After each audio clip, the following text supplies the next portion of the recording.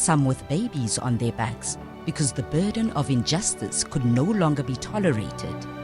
Today, we honor the brave women of 1956. Their courage lit the path we walk today.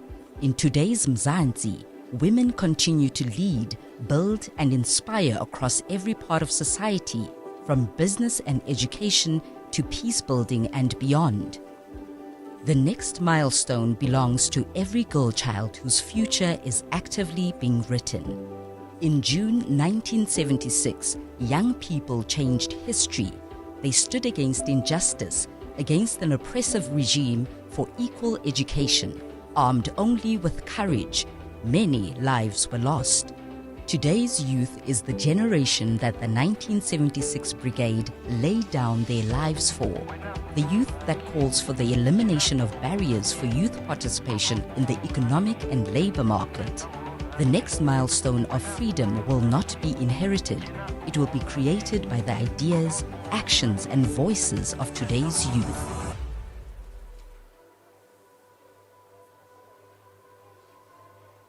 Living in District 6 was an experience. You had to live the time to experience it. I can't, explain to you. You needed to be there to, the smells, when it's Eid, when it was Eid, the smells of the food of the various Muslim neighbors, it was exciting.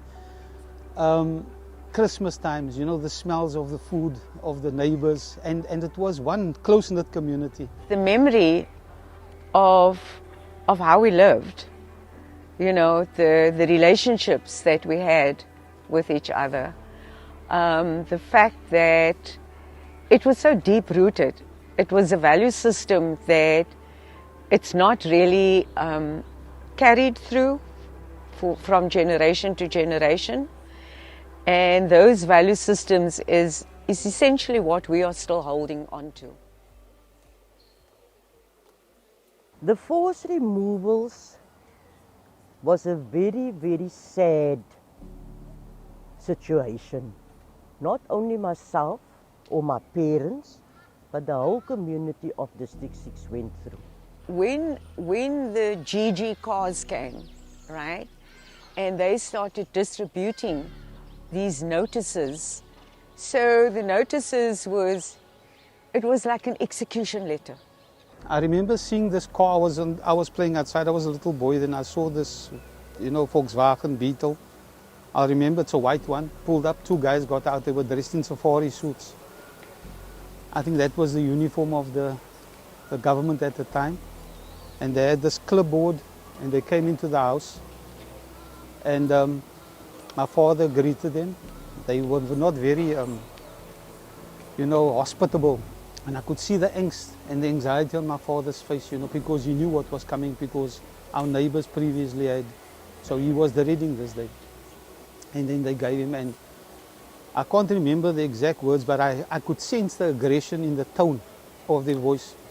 And my father was a very proud man, and then his shoulders shagged. And I think that, to me, was very, how can I say, symbolic of a broken person, man. Because my father, you could see, he just resigned at the time, And then he went to sit on the staircase and he started sobbing.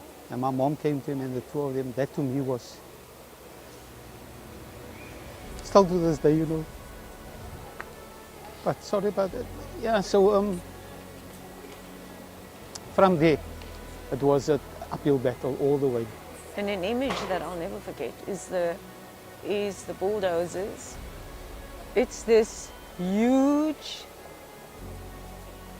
concrete ball that was swinging left to right, left to right. You would see buildings tumbling, dust coming, trauma, people screaming, people just grabbing whatever they could. My dad was one of the ones that, sort of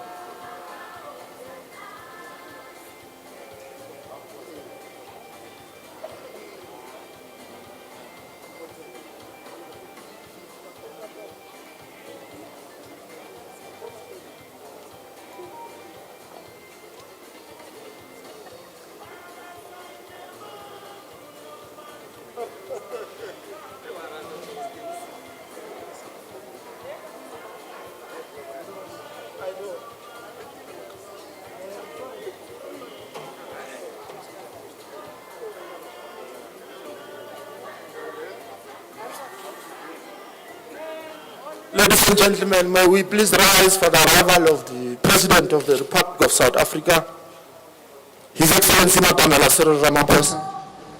May I also request that we remain standing for the rendition anthem.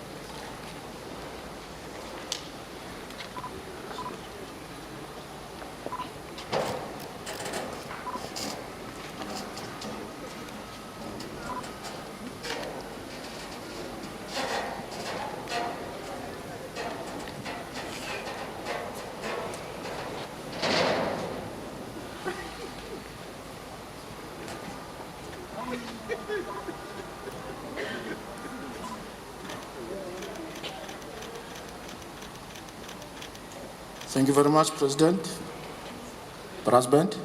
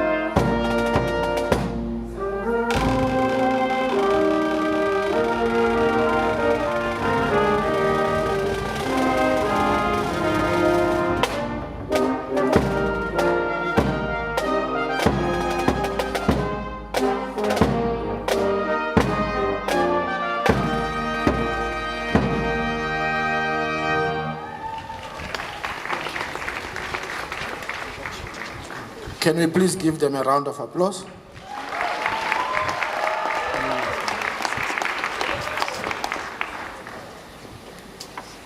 Thank you very much to the SAPS brass band. Distinguished guest, His Excellency President Cyril Ramaphosa, President of the People of South Africa, ministers and deputy ministers, the Premier of Gauteng, Ntate Panyaza Lesufi, our mother, Mama Sophie de Brain, our freedom fighter, Ntate Meg Maharaj, all distinguished guests, Dumelang. It is my singular and distinguished honor and privilege to welcome you on behalf of His Excellency President Matamela Cyril Ramaphosa. Let me take this opportunity to acknowledge the guests who have responded to the invite and decided to join us this morning. They include men and women who courageously led from the front in their quest to realize the destruction of the brutal apartheid system. President, they also include young people who are our nation's future. President Mandela profoundly remarked that sometimes we gather here today because 2026 marks a year of reflection, honor, and commemoration for us as South Africans. Today we look back 70 years ago when more than 20,000 women marched to this Union building on the 9th of August 1956 to protest against the extension of past laws. History records that for 30 minutes, the 20,000 women stood on the steps of the amphitheater in silence, but at the time of the march in 1956, men were already subjected to the humiliation of carrying the dreaded Dompas. But it was the women who stood up and stopped their apartheid government in its oppressive tracks. We also reflect on the District 6, which became the site of one of South Africa's most brutal mass removals during apartheid. The painful forced removals, which took place 60 years ago, left many families stripped of their homes and dignity. The apartheid regime demolished District 6 to make way for a white-only suburb. More than 60,000 people were forcibly removed. 50 years ago, the young people of this country took on the brute force of the apartheid state at the great personal risk and triumphed. Their brave actions sparked a national outcry and bolstered international support for the struggle against apartheid. Their activism enabled us to live in a society where all are valued and has paved way for the current generation of young people to tackle the many pressing challenges we face as a nation today. 30 years ago, the Constitution of the Republic of South Africa was signed into law by former President Nelson Mandela on the 10th of December 1996 in Sharpeville. South Africa adopted the Constitution as a supreme law to ensure that never and never again shall this beautiful country suffer the same inhuman and unjust occurrences. We also celebrate the 25th anniversary of the democratic local government and the year of service delivery acceleration. The 2026 local government elections provide an important opportunity to highlight the role of the democratic government in bringing services closer to the community. We thank you for joining us today as we officially launch a government program titled the Milestones of Freedom. This campaign, which will be implemented under the theme Honoring the Past, Delivering the Future, seeks to encourage society to reflect on and honor and commemorate the milestone events I've mentioned.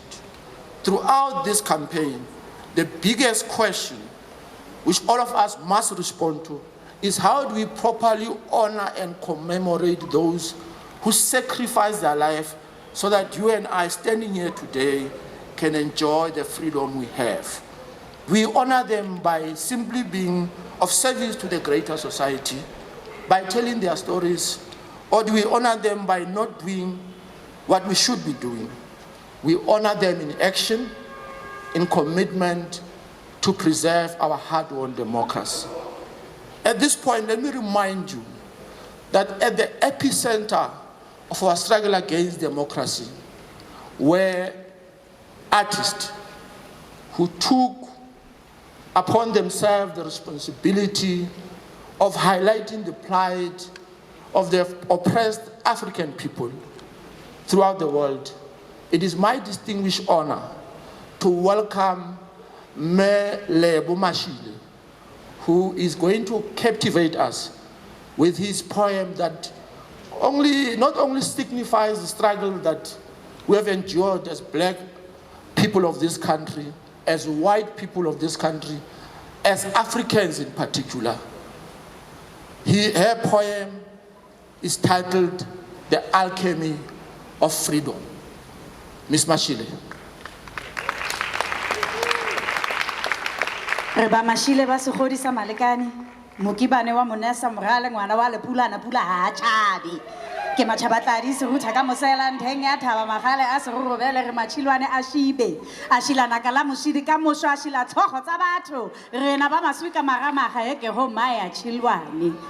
This is South Africa's story, a country that remembers the women of 1956, a country that remembers the families of District 6, a country that remembers the children of 1976, and a country that remembers the architects of our Constitution.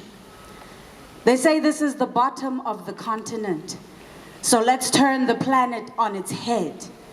This is a land where bloodlines leave tracks reaching back to the beginnings of humanity, where language is a tapestry of cultures, a sublime symphony of complexity.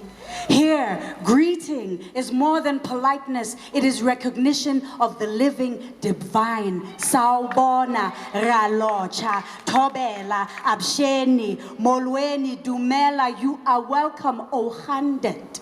Palette twisting gymnastics, treasures born from identity's bricks. We revel in linguistic polyrhythms, channeling lightning through tongue clicks. We speak from the earth.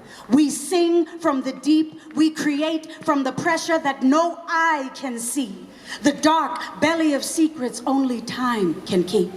Carried in precious, calloused hands, excavated from the tunnels of this land, beneath layers of earth that remember every story of conquest and resistance, under unimaginable weight, under centuries of violence. What was once overlooked becomes the dazzlingly luminous. The hidden becomes priceless. Midnight gives birth to light. And so a diamond is forged, the heart of courage, a gift from the fight. This is South Africa's story, a nation imbued with survival because we understand the alchemy of faith and the immortal power of pressure. Wealth is more than mineral resources and their share price on the global markets. Our truest abundance is the diamond of spirit made more radiant by each other.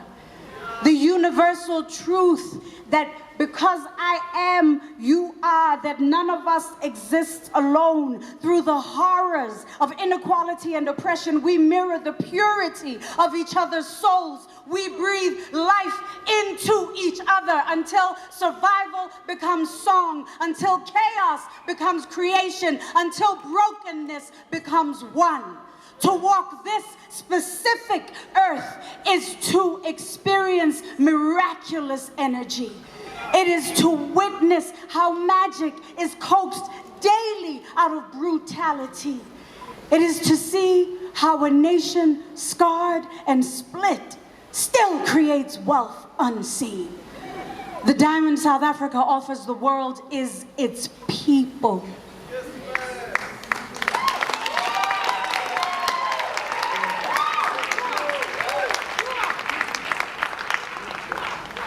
Flawed, evolving, hybrid, African, immaculate, and unbreakable. Honored guests, to walk this earth is to walk a land that knows how to turn coal into diamonds, sorrow into song, and survival into the most immaculate gems you have ever encountered. Our footprints straddle oceans. Our wealth fuels the planet. We walk with diamonds on the soles of our shoes.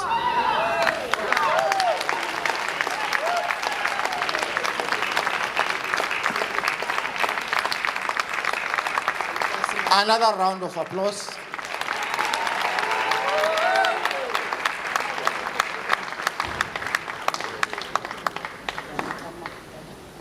We thank you for your captivating words. We will forever be indebted to the creative industry for the indelible mark that this industry has left in the life of our people and the role that it has played in the struggle for freedom. At this point, I'm going to request that you spare 5 minutes of your time to listen to a narration video of freedom, which has been brought to us by GCIS. At this point, I'd like to request GCIS to flight the video.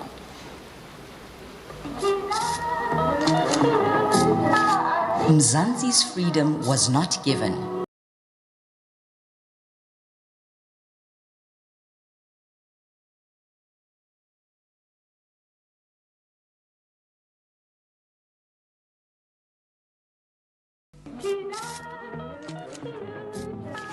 Mzansi's freedom was not given, it was fought for, demanded, before freedom became a promise and a constitution, and before it became a right, it was a dream carried by ordinary people, South Africans who believed that tomorrow could be better than today. But where does freedom live now? It is in every service delivered, every voice heard. This is our story. In August 1956, more than 20,000 women marched to the Union buildings. They marched against injustice, exclusion, and inequality. Some had traveled long distances, some with babies on their backs, because the burden of injustice could no longer be tolerated. Today, we honor the brave women of 1956. Their courage lit the path we walk today. In today's Mzansi, women continue to lead, build, and inspire across every part of society, from business and education to peace building and beyond. The next milestone belongs to every girl child whose future is actively being written. In June 1976, young people changed history. They stood against injustice, against an oppressive regime for equal education. Armed only with courage, many lives were lost. Today's youth is the generation that the 1976 years for youth participation in the economic and labor market. The next milestone of freedom will not be inherited. It will be created by the ideas, actions, and voices of today's youth. Experience it. I can't, explain to you. You needed to be there to, the smells, when it's Eid, when it was Eid, the smells of the food of the various Muslim neighbors, it was exciting. Christmas times, the smells of the food of the neighbors, and it was one close-knit community. Relationships that we had with each other, the fact that it was so deep-rooted, it was a value system that it's not really carried through from generation to generation, and those value systems is essentially what we are still holding on to. The forced removals was a very, very sad situation. Not only myself or my parents, but the whole community of District 6 went through. When the GG cars came, right, and they started distributing these notices, so the notices it was like an execution letter. I remember seeing this car.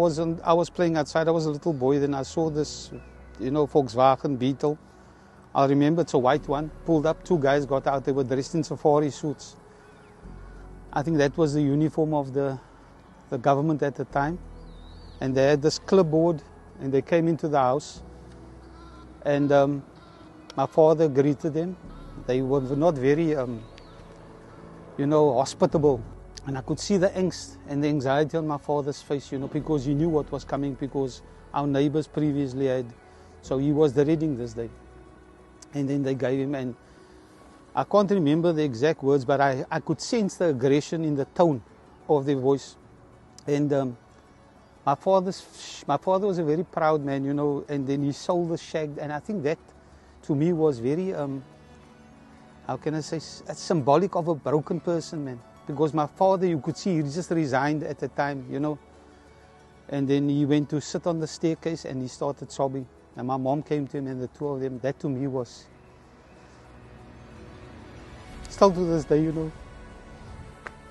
But sorry about that. Yeah, so from there, it was an uphill battle all the way. And an image that I'll never forget is the bulldozers. It's this huge concrete ball that was swinging left to right, left to right. You would see buildings tumbling, dust coming, trauma, people screaming, people just grabbing whatever they could. My dad was one of the ones that, you know, sort of, he really resisted.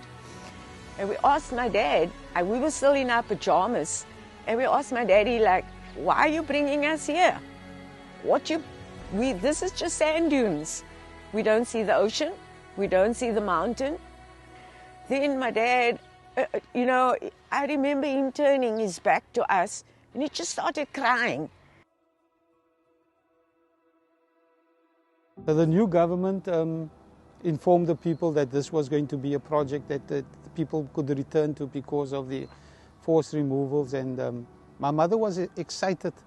She applied in 1990, if I'm not mistaken, 94, 95. I asked her one day, Mom, whatever happened? She was living in an old age home in town. And I asked her, Mom, whatever happened to your claim?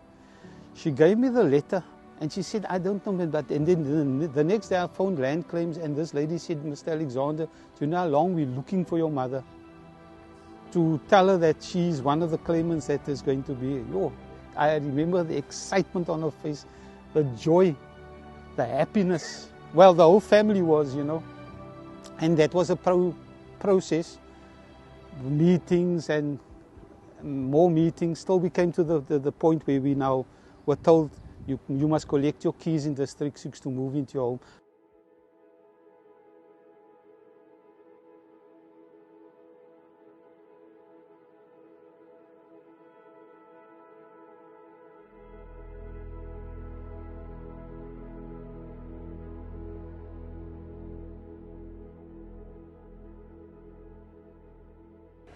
So we went home, we were pumped, we were heated up going out of the school on the 15th. We got home to our different homes, we prepared the placards. The following day coming to school, it was very cold. I remember my parents calling me, come back, you forgot your blazer. No, we didn't put on blazers and stuff. But we came to school, we were standing here by the assembly. The teachers, we took them by surprise. Because when they were supposed to address us and then we'd go to those religious songs and what, one of the students, instead, we waited until they were assembled. And all of us, you know, as students. And then our lead singer, I just remember the name Tandi, she started. There was no assembly that day. She started the national anthem song. Then as soon as she said Nkosi Sigelela, we lift up our placards. It was a surprise for the teachers and everyone. And then we were marching with that. After we said amen, then we were singing the other songs, Senzenina, and all those songs. I could hear that whole music coming down the road. So waited as they approached. They were chanting, Sikalela, Sikalela, Izwele, Elatatwa. And then they would change and sing, Senzenina, Senzenina, Senzenina, Senzenina. As they walked past me, or as they marched past me, I carried my baby here. I had a baby. He was 2 years old, and they were chanting like that, and I kept going, power, black power, black power, black power. You know, it was during the days I had been exposed to SASO and Black People's Convention at the Christian Institute, because they had offices there. That's where I used to work before. So I had mingled a lot with the main guys, Steve Biko, Unkgopotse Tiro, Pokwe Mafuna, all these guys, I had mingled with them. So we used to chant Black Power a lot in Braamfontein. So they went past, and I went back home, get ready to go to work, because I'm employed at Dube Library, just up the road in Dube. So I went to work, started working. Everything was okay. Library opened at 10. So everything went well until suddenly there was a noise outside, and as I went outside to check what the problem was, I see kids running and they say, the Boers and the police are shooting at us. So on the morning of the 16th of June 1976, I just got up early because I was staying at Baragwanath at the time, and just after 8 o'clock we were called to go to the casualty, and as we weren't aware what was happening. At the time of this happening, people started pouring into the casualty for the entire day, late at night, and the next 3 days as well. But what sticks in my mind is that they came in cars, on the back of trucks, very few ambulances, because the ambulances weren't prepared for what was going to happen. You can only explain what happened if you were there and felt the pain and the suffering of the students that were brought in, the young people. Now, normally in a casualty you'd prioritize which patients you see first and which ones you see later. We call it the triage system. But that day and the subsequent days, the triage system had to be done so quickly because patients came in with, students came in with multiple gunshot wounds and other blunt trauma wounds, which obviously were inflicted by the authorities in control. I know we all know the story of Hector Peterson, how that photograph of him being carried by a friend and his sister next door to him went viral all over the world. But he was just representative of what happened. What I saw at Baragwanath that day of hundreds. The figures differ, but I think about 500 unofficially died in those days, and also thousands got injured, and that still excludes the psychological trauma they went through and their families. So it was a day of trauma, but also a day that started a healing process when we started to see other people as humans, irrespective of color, background, status. We saw others as human beings.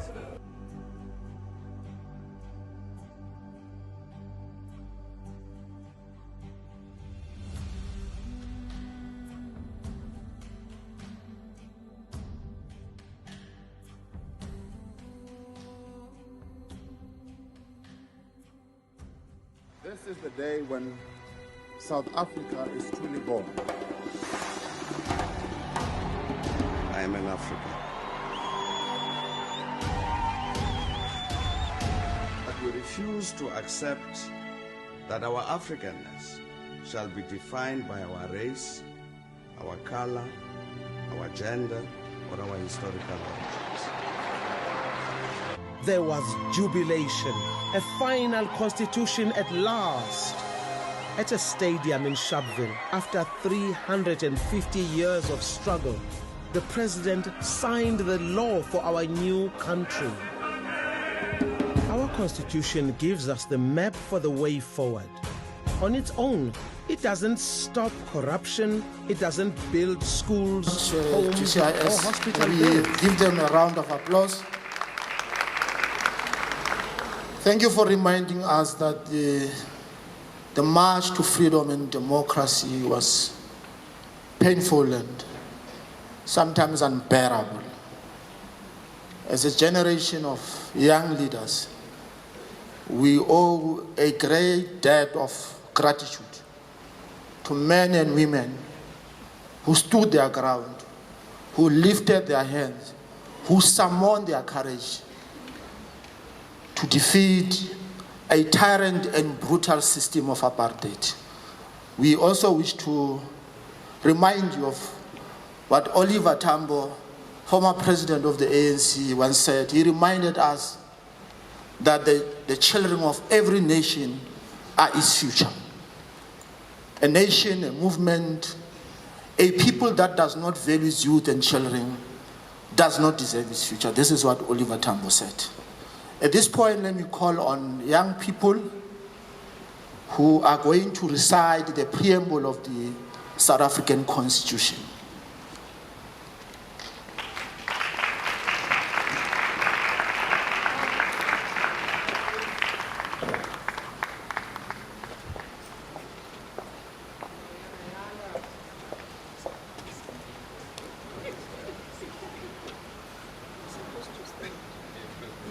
May we please stand?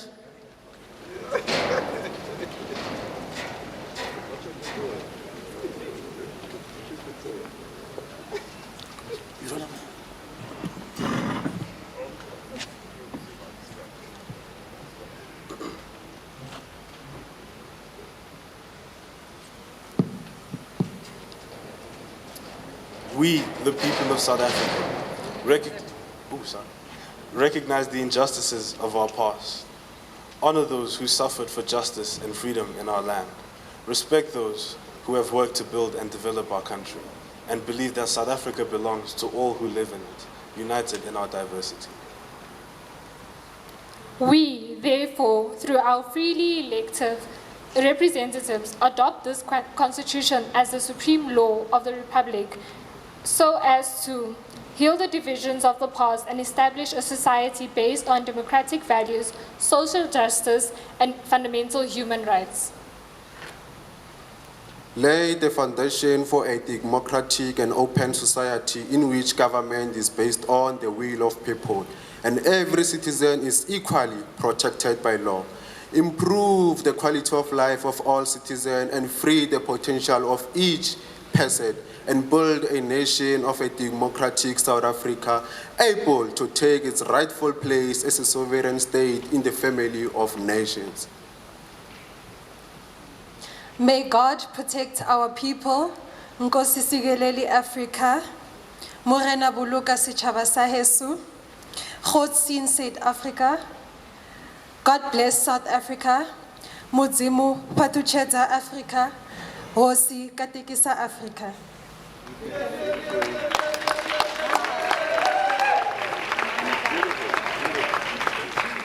Ladies and gentlemen, may we remain standing.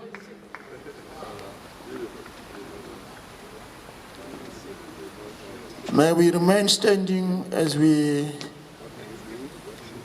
welcome to the stage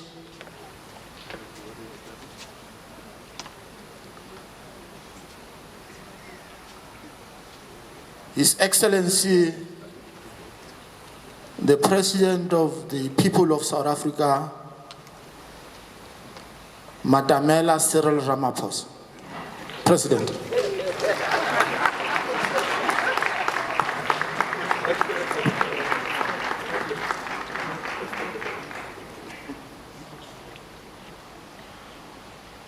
Thank you. Let's be seated, please.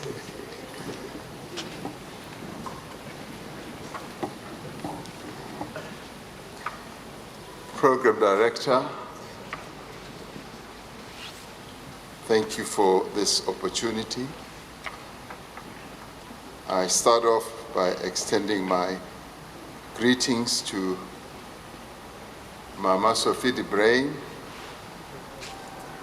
who is the only last living person who came up to this precinct in 1956 and who continues to bear witness to what happened on that day when 20,000 of our mothers, braving the cold wind that was blowing as it was August here in the Highveld, and also not fearing the bullets that could be opened as from gunfire, as they attacked, they marched onto the citadel of apartheid power.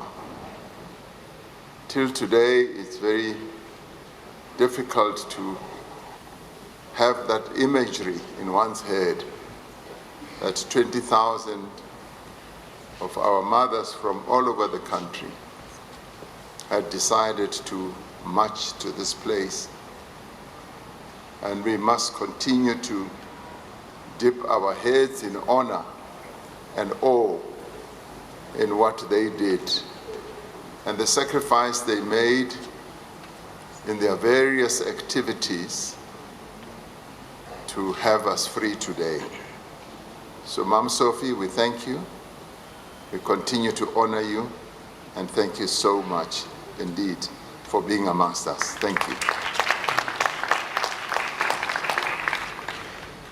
I also want to pay tribute, now that I see him, to my elder brother, Mek Maharaj, who is wearing a cap looking like a tsotsi.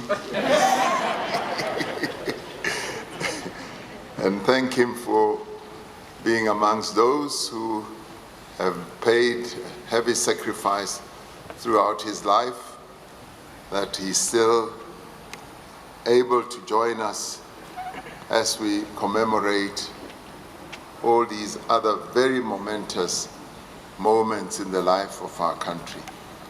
And ministers, deputy ministers, Minister Nchabeni, Minister in the Presidency is responsible for this, and other ministers, and indeed our Premier here in Gauteng, our mayors, and leaders of various formations and organizations who have joined us to memorialize these very important milestones of our march to freedom and democracy, and veterans of our struggle who are here with us today. So I extend my greetings and say, Dumelang, Sanibonani, Dumelang, Kaufela, Huyemore, and good morning.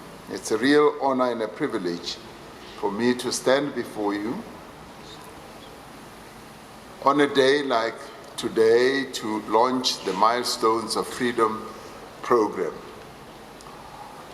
We celebrated, or commemorated better still, June 16 at the FNB Stadium in Soweto, where for quite a while, as we all stood there, we sought to remember how June 16, a key milestone in the life of our nation, was a foundation that laid the intensification of the struggle and enabled us to be where we are today. Over the course of this year, our nation will together remember where we have come from. We will also honor those who carried us here, and we will renew the promise that we made to one another at the dawn of our democracy. It is important for us to remember not only the events of past, but also to remember those who enabled those events to unfold and to develop. In the span of a few short months, the calendar of our history brings together 4 anniversaries that, when woven together, tell a story of who we are as a people. They speak of oppression and dispossession, of courage and resistance, and of restoration and rebuilding.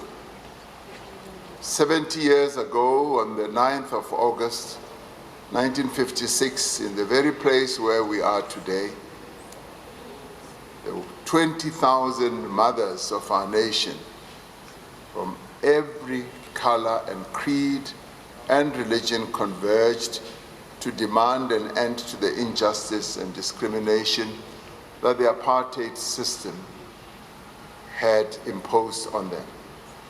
They came from the cities, they came from the countryside, and they came from the factories and from the farms, many with their children strapped to their backs. And we hear stories of how women left their working place on that day, just walked out of their factories, walked out of various workplaces where they were.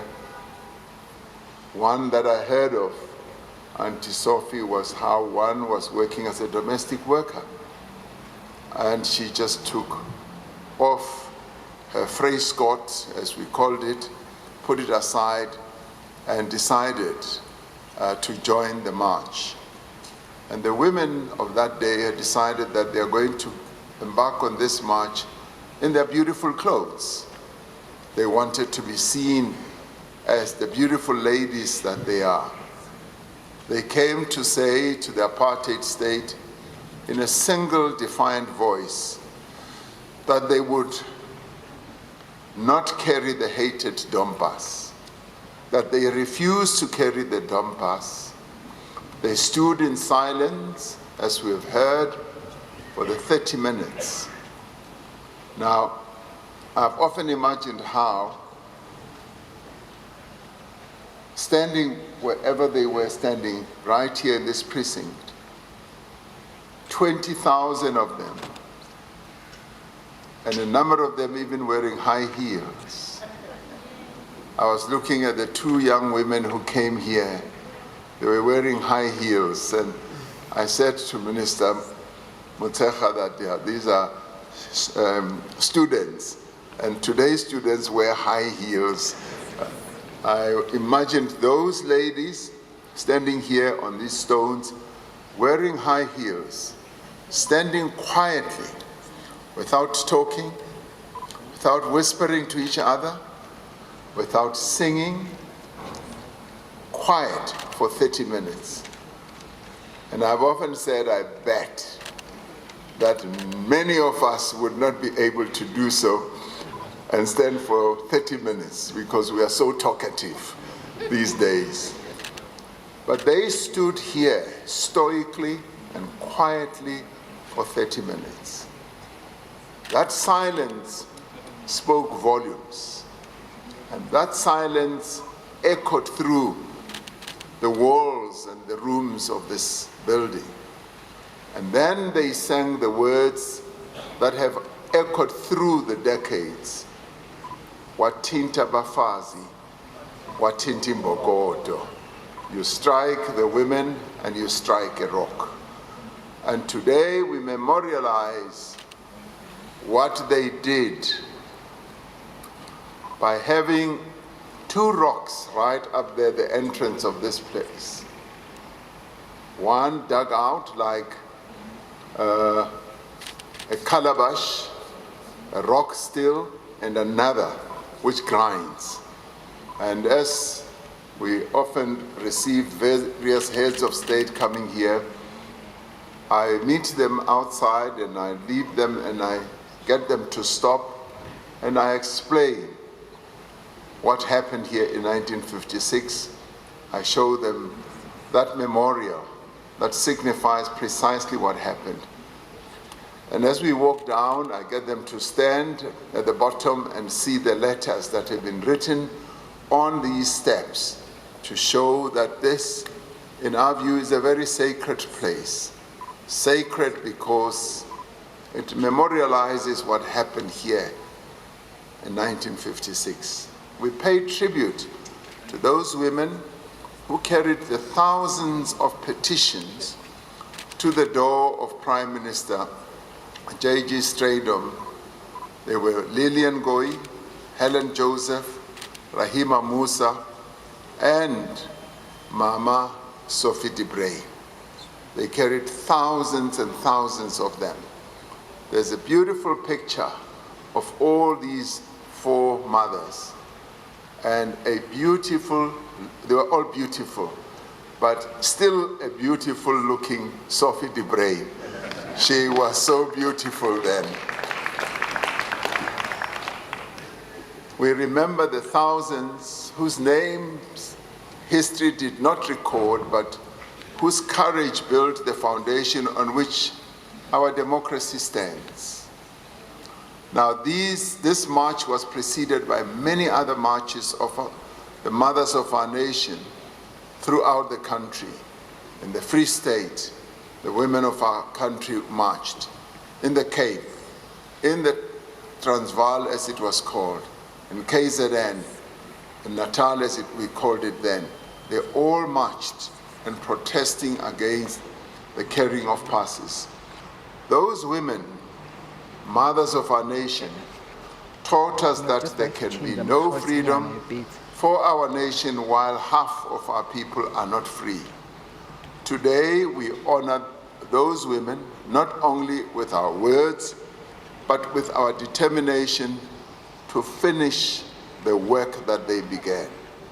We honor them by expressing our determination to finish the job.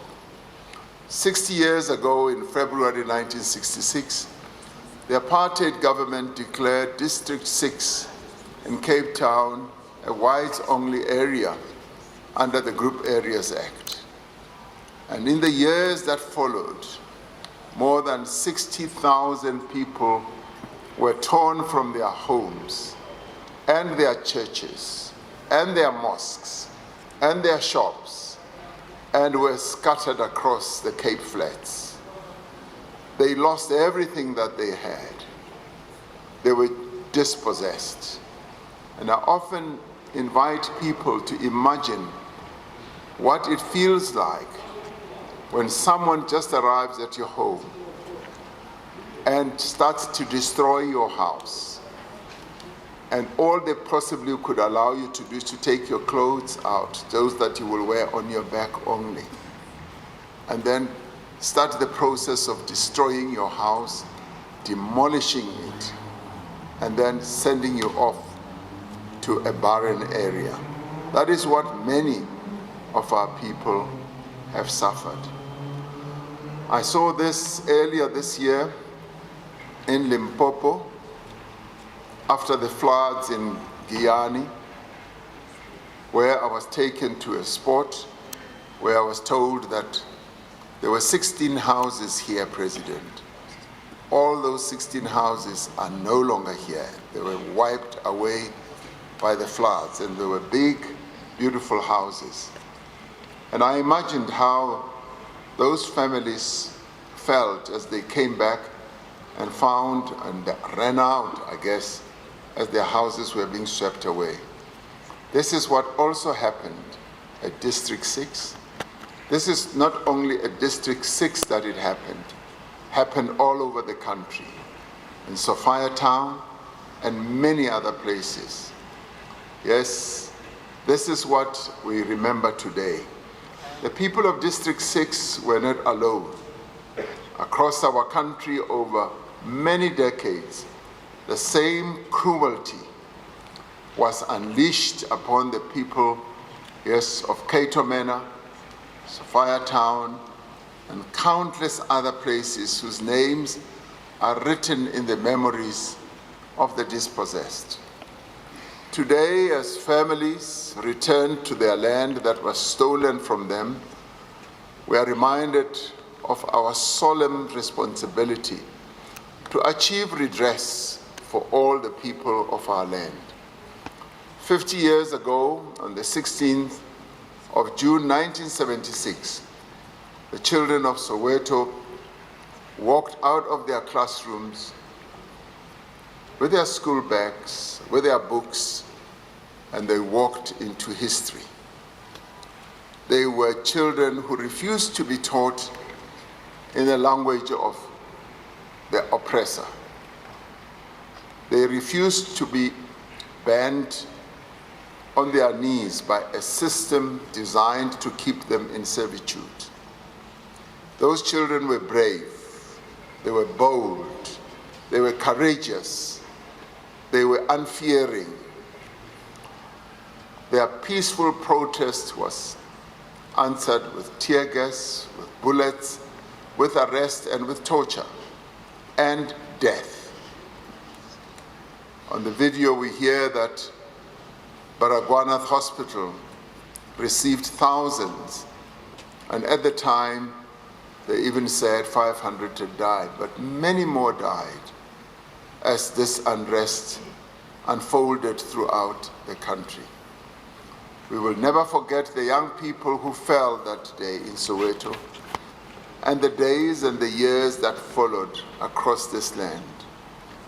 The youth of 19 showed the world that a system that has been built on injustice cannot endure forever.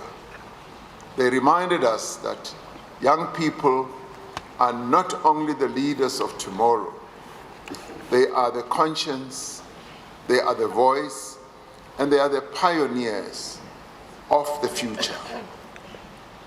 30 years ago, on the 8th of May 1996, having endured all these hardships, having resisted the past laws, the forced removals, the injustice of Bantu education, and having fought a courageous struggle for freedom, the people of South Africa, led by the likes of Nelson Mandela, who in the 40s was also a young man, led by the likes of Oliver Tambo, Walter Sisulu, Mama Sisulu, and many others, led this country to adopt a new democratic constitution. The youthfulness that carried them through the years and the courage that was deeply embedded in their being is what finally produced what we now call the Constitution of South Africa. The Constitution begins with the words, "We the people of South Africa," and in doing so, the Constitution reaffirms the fundamental principle that this country belongs to all who live in it, black and white, united in our diversity.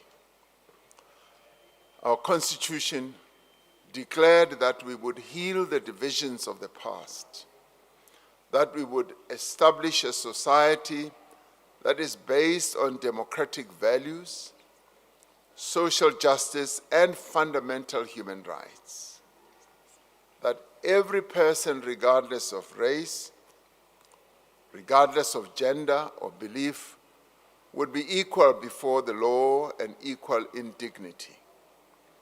This Constitution is our inheritance from the generations of freedom fighters who came before us, who were courageous, who were principled, and it is the birthright that we hold in trust for those who will also come after us.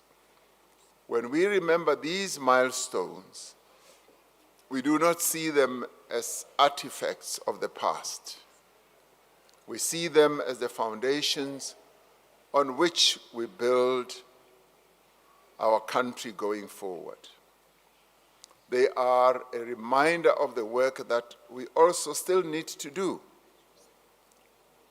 There are still South Africans who go to bed hungry, still young people without work, still communities living in fear of criminals. There are still South Africans waiting for the dignity that freedom promised. We do not gather here to declare that our long walk to freedom is complete. Nelson Mandela was right when he said, our long walk to freedom continues. And he symbolized it by even saying, we cannot tarry for too long in one place because there are still hills that we've got to climb, a long journey that we've still got to undertake. Rather, we gather here to acknowledge the great progress that we have achieved together as free South Africans and affirm our commitment to complete the task that history has bestowed on us. Since the dawn of our democracy, millions who lived in darkness now have electricity. Millions who carried water from distant rivers now have clean water flowing through taps. Together we have built millions of homes and thousands of clinics and schools through the provision of social grants and free basic services, we have improved the quality of life of children, of the elderly, of persons with disabilities, and of many families across our country. For the women of South Africa, we have opened doors that were once bolted shut. Women hold positions of leadership in government, in our courts, in our boardrooms, in our universities and colleges, and in many other endeavors of our national life. We have done much to advance the education of the young girl child, achieving gender parity in access to schooling and seeing female learners excelling in their great numbers in matric and in further studies. That is our achievement. We have put in place laws and programs that advance the position of women in the workplace and in the economy more broadly. We've placed the fight against gender-based violence and femicide at the center of our national agenda, because a country where women are not free is a country that is not yet free. The work is far from done, and we can say that through our collective efforts, the daughters of Lillian Goy, Helen Joseph, Rahima Musa, Sophie de Bruyn are rising. They are climbing up the ladder. They no longer have a glass ceiling.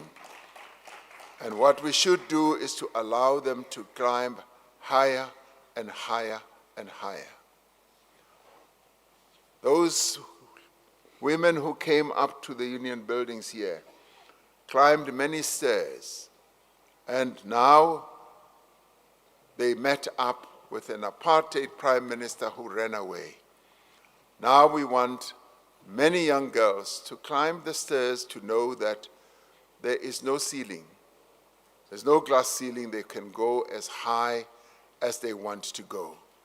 Wearing their high heels or not, they must keep climbing. And I want these two young women who came up here in their high heels to hear that you can climb with those high heels higher and higher and go further. For our young people, we have made school accessible to more children than ever before, with no-fee schools and daily meals for those who would otherwise learn on an empty stomach. Schooling has become much easier and accessible. Through financial aid, we have opened the gates of universities. We've opened the gates of colleges to children of workers and poor South African families. We are investing in the skills and enterprises and giving them opportunities that turn the potential of young South Africans into meaningful livelihoods. We have made progress in returning land to the original owners through our land restitution process, and we continue to undertake extensive redistribution of white-owned agricultural land to black farmers. We have given many rural dwellers security of tenure, and this we continue on an ongoing basis. Despite this progress, the work is still not complete. We are committed to continue until we can say with confidence that the land belongs to all who live on it and who need it. This is what the Freedom Charter has built. So the Milestones of Freedom, our program, is a commitment. It is a recommitment on our part. It calls on us to work hard and to ensure that the work that remains is work that must be done. It calls on us to grow an economy that includes everyone, not only a few. To achieve this, we are removing the obstacles to investment in our country, fixing our energy supply, rebuilding our ports and railways, and backing the small businesses and entrepreneurs who are creating jobs. An economy that is inclusive and growing, that reaches every township and village, is the surest instrument we have against poverty. An economy that creates jobs, particularly for young people, is the greatest guarantor of a secure and prosperous future. We continue to expand the pathways from classroom to workplace. We are strengthening our partnership with business, with labor, and with civil society so that no young person is left to wait year in and year out for a chance that never comes. We are intensifying the fight against poverty and hunger, protecting the most vulnerable, while creating job opportunities that allow families to stand on their feet. We are focused on the education that shapes a child's destiny. We are investing in early learning, lifting the quality of our schools and equipping our young people for the world that they will inherit. One of the errors that we committed from the dawn of our democracy was not to start focusing on early childhood development. That was an error. We have lost 30 years, but having realized it, we have now folded our sleeves to make sure that we pay more attention on early childhood development by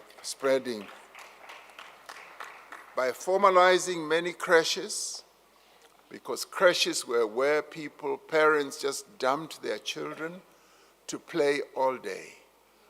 We've now made budget available to formalize those creches, to train those people who run those creches, to equip them with modern knowledge so that we can infuse real learning amongst those young South Africans who so desperately need an education at an early stage.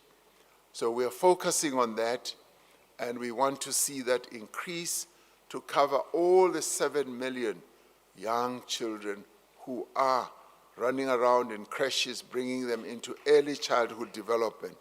That is a promise that we make, and that is an objective we will fulfill.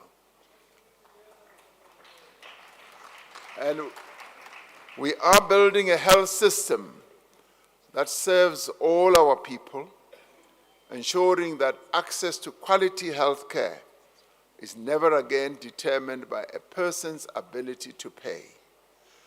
We are working to confront crime and corruption without fear or favor, because South Africans deserve to feel safe in their homes and in their streets. We are rebuilding our police, our prosecution service, and all our law enforcement institutions. We are pursuing those who stole from the people, because money looted through corruption is money taken away from a clinic, from a classroom, from a child that we must put into an ECD. We are building a capable, ethical state, rebuilding our state from the period of state capture, and a state where public representatives and officials understand that they are there to serve the citizens of our country. We do this work in a spirit of partnership. The milestones we honor this year were made by ordinary people working together who decided that they would not rely on others to determine their fate. This is the spirit we want to rekindle. Freedom is not a monument that we visit once a year. It is a responsibility we carry with us every day. So today we issue a call to activism, a call to service, and a call to all of us to participate in the affairs of our country. This is a call to all of us, to all who would volunteer either in a school, to be a mentor to a young person, to clean a street, to grow a business, to do whatever will advance the interests of the people of South Africa. It is a call, yes, it is a call to serve on a school governing body. It is a call to report corruption, to prevent violence against women. It is a call to serve in a policing forum, to make sure that the areas that we live in are safe. It is also a call to vote in every election and to hold account those who are elected into public office. This is a call to register to vote this weekend and on the 20th and the 21st of June.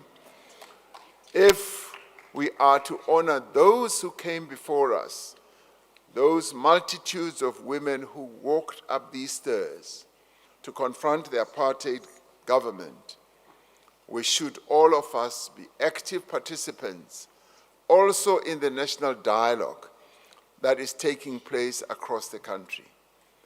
We must attend the public dialogues that are going to take place in our wards, in our sectors, and in our organizations. We should also add our voice to the millions of people who will be charting a new way forward for our country. This nation belongs to all of us, and it will only be able to be strong and just and as free as we are willing to make it to be so. As we launch the Milestones of Freedom, let us hold all 4 of these anniversaries in our hands at once. The women, the children, the dispossessed, and the constitution of our country that turned their dreams into a promise of a better future. We are the inheritors of their courage. We are the keepers of their dream. And we are, every one of us, the authors of what South Africa must become and will become. Let us together build the South Africa of which our forebears dared to dream, united in our diversity, equal in our dignity, and free at last. So today I also saying, Nkosi sikelela i-Africa, Morena abuluke sitjhaba sa heso. God bless South Africa, God sien South Africa. Mudzimu apathuchedze Africa chipembe, hosi ukatekisa Africa. And I thank you all for being here. Thank you so much.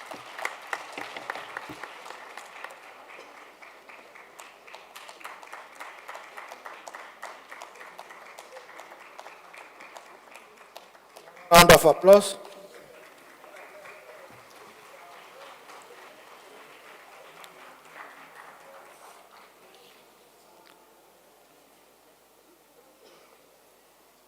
Much, President.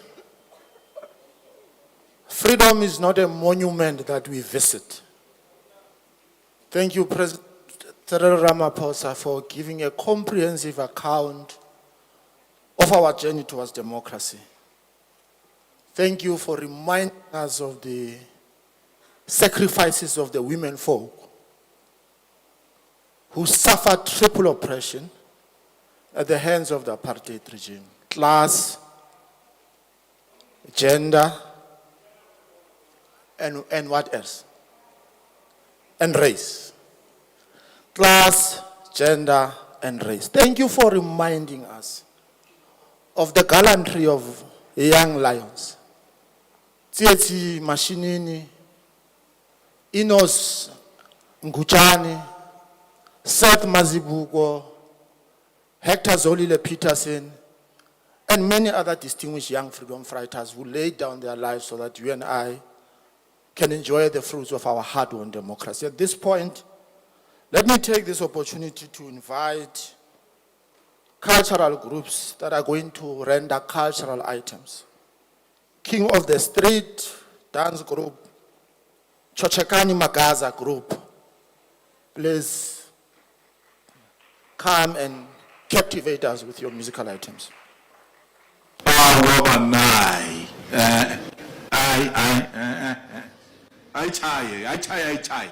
Shut up, you stay Nathan, and listen. A few moments later. You need to show me how you feel whenever you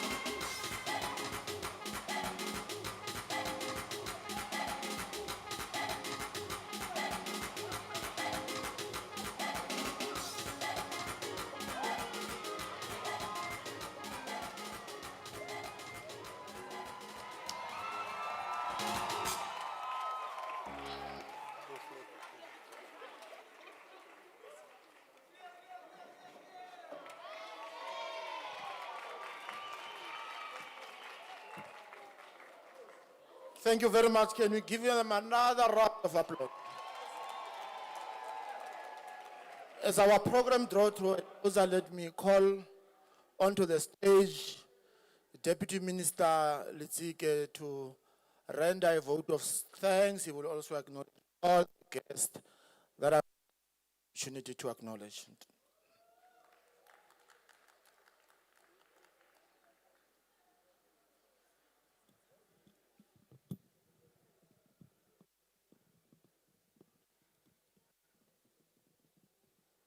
Program Director, Deputy Minister Morolong, His Excellency President Cyril Ramaphosa, our President of the Republic of South Africa, ministers and deputy ministers present, representatives of government, business, organized labor, and civil society, youth leaders and organizations, our artists and cultural practitioners, members of the media, fellow South Africans, good morning. A vote of thanks can easily become an administrative exercise. A list of names, polite round of applause, and then lunch. But today our gratitude carries a deeper significance. Say the launch of the Milestones campaign is to acknowledge that freedom was never donated to us. Our freedom was imagined, organized, and was fought for by generations of South Africans who believed that this country could become more just, more humane, more equal than one they have inherited. Mr. President, I must say, let me start by extending a sincere word of appreciation on behalf of all South Africans for your leadership in reminding us that through your address, the theme of this campaign, honoring the past, delivering the future, contains both memory and obligation. It's asking us to look back honestly, but it also does not allow us to remain there. It invites us to celebrate the progress we have made, but it also requires us to confront the distance that remains between the promises of democracy and the daily lived experiences of many people. Program Director, the milestones we have commemorated and we will be observing this year tell one continuous South African story. The 70 years of the 20,000 women of all races that marched, which our president eloquently reflected on. The 60 years ago, District 6 was declared a whites-only area, setting in motion the destruction of homes, the forced displacement, and deliberate fracture of a vibrant community. The 50 years ago, the young people of Soweto refused an education designed to diminish their minds and restrict their future.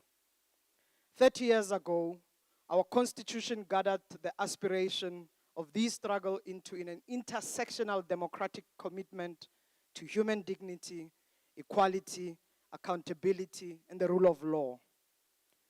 We also reflected on the 25 years of democratic local government and the importance of service delivery acceleration.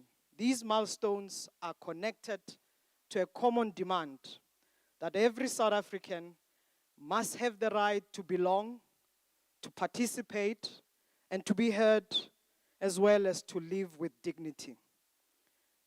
And we heard these moments are not just dated museum relics, nor are they self-awarded medals that our nation places upon itself.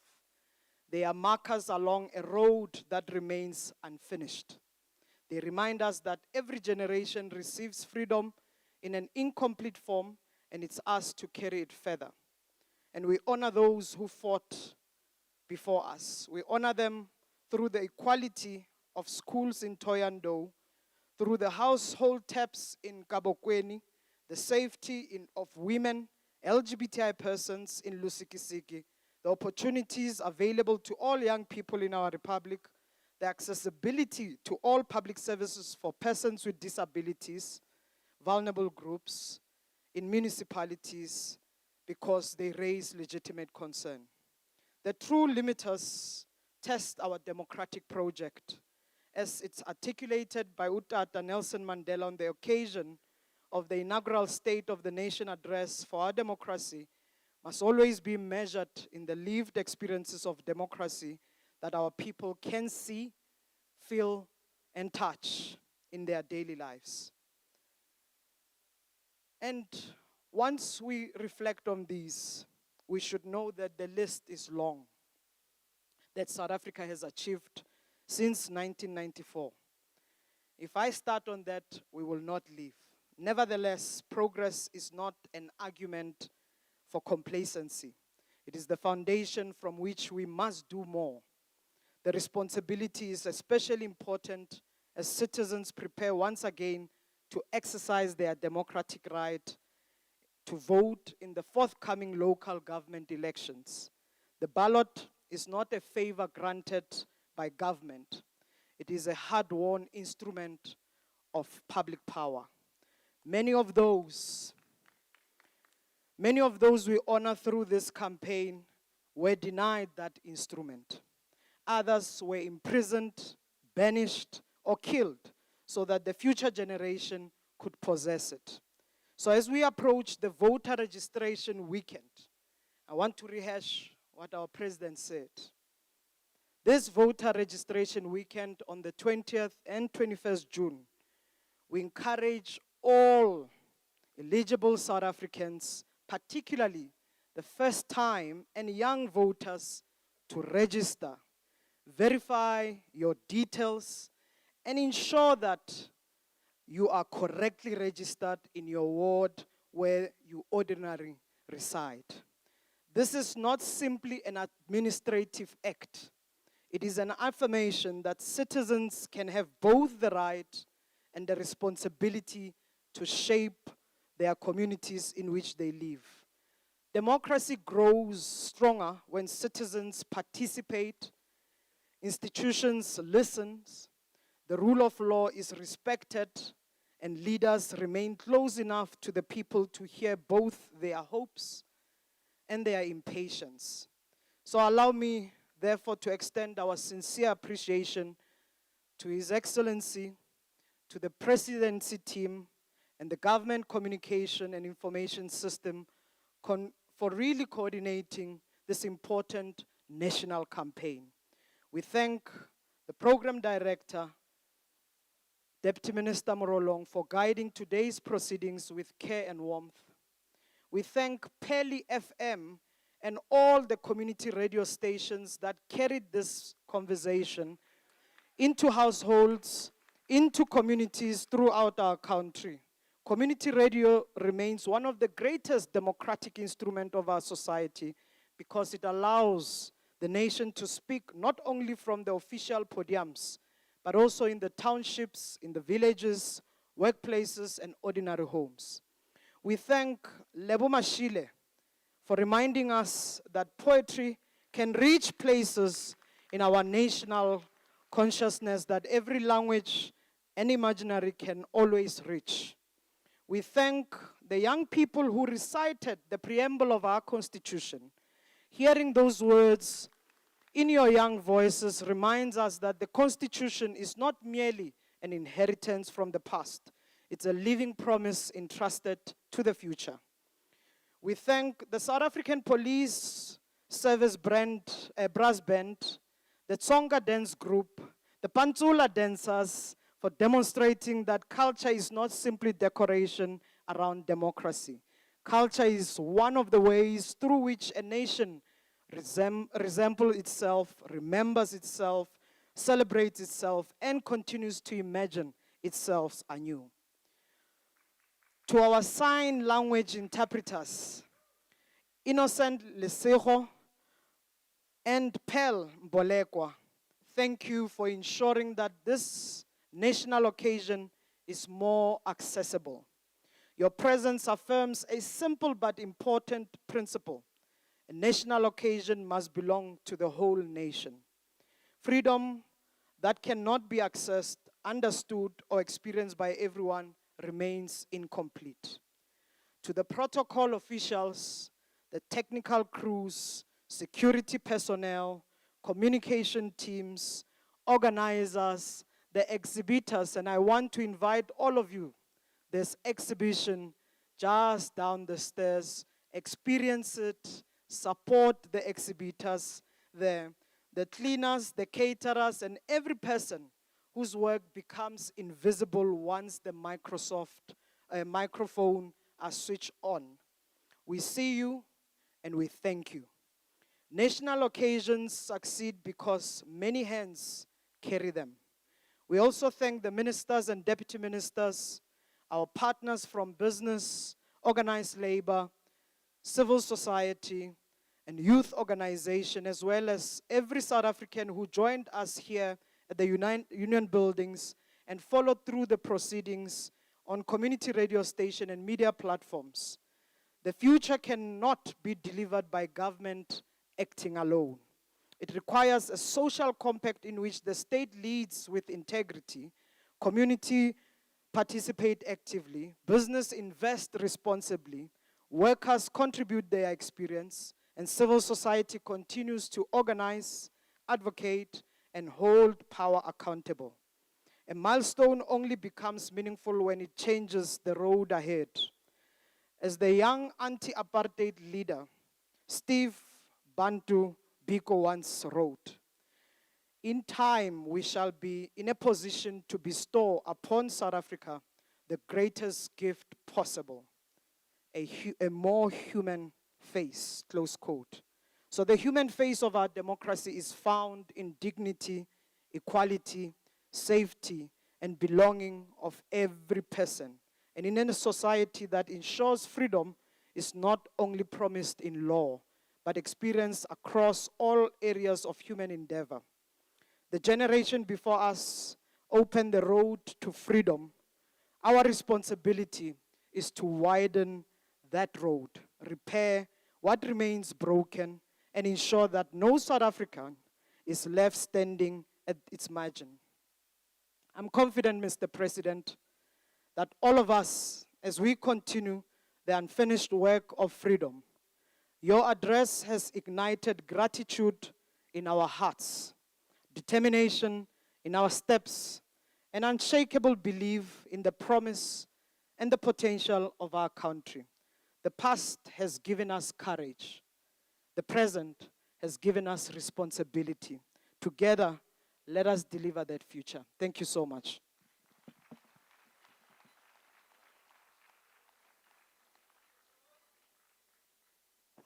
Ke a go leboga Mapaseka Steve Litsike.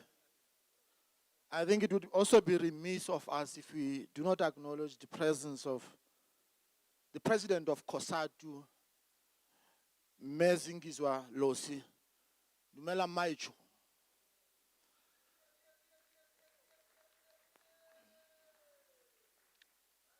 At this point, ladies and gentlemen, I would like us to allow the president to take leave and request all of you to remain seated.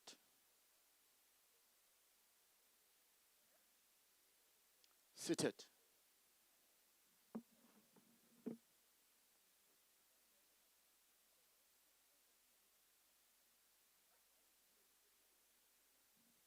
Can we stand?